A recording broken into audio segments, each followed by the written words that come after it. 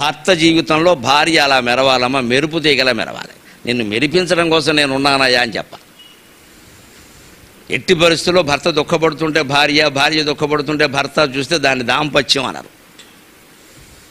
బాగా వచ్చిందిలే అంటే ఇంకెందుకు ఆ మొగుడు పనిలేక, నీకు ఏం వచ్చినా నేను ఉన్నా, నేను చూసుకుంటా కదా, నువ్వు కంటనీరు పెడితే నేను చూడగలనా అన్నట్టుగా ఉండాలంతే. అసలు ఆ మాట చాలు, వాళ్ళు కోరుకుంటారు వెంటనే. ఆ మాట చాలు, నువ్వు కంటనీరు పెడితే నేను చూడగలనా అంటే ఎంత మాట అన్నావయ్యా. ఆ ప్రేమలో ఒరే అని కూడా అంటారు, భరించాలి. అదంతా ప్రేమ. ఆ మాట కావాలి.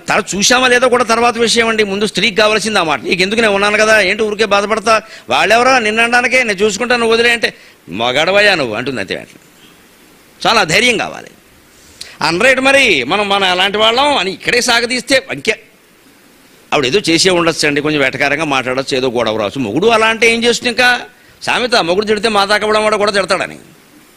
సామెతలు ఊరికే రావు. మొగుడు తిడితే మాదాకవడం కూడా తిడతాడట. ఎందుకంటే తిట్టడం వీడు చూశాడు. నాకు తెలుసులేమమ్మా మీ ఆయన నిన్ను ఎలా చూస్తాడో అని వాడు తిడతాడు. భర్తకు భార్య బానిస, భార్యకు భర్త బానిస మాట్లాడద్దు అక్కడ. ఆవిడ మాటే మన మాట, ఆయన మాటే మన మాట.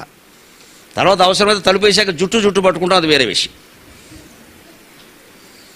అక్కడ తెలుసుకుంటాం ఏది నిజం. ఆ ఒక మాట వెళ్ళాలి బయటికి, రెండో మాట వెళ్ళొద్దు. ఆవిడ చెప్పింది కదా మళ్ళీ నన్ను అడుగుతామేంటి అంతే. ఆ మాట భర్త ఆవిడ చెప్పింది కదా నన్ను అడుగుతామేంటి అంటే వాడికి తెలుస్తుంది, ఓహో అమ్మగారు చెప్పారు ఇంక మనం వాడకూడదు. భార్య అయినా అంతే. ఆయన అన్నారు కానీ ఆయన చెప్పాక మళ్ళీ నన్ను అంటే అడిగేది, నువ్వు ఏంటి ఏమనుకుంటున్నావు, వెళ్ళు అంతే అని చెప్పాలి అంతే. ఈ ఐకమత్యానికి వాడు జడిసిపోయి చచ్చినట్టు పనిచేస్తాడు. పిల్లలైనా అంతే, పని మనుషులైనా అంతే.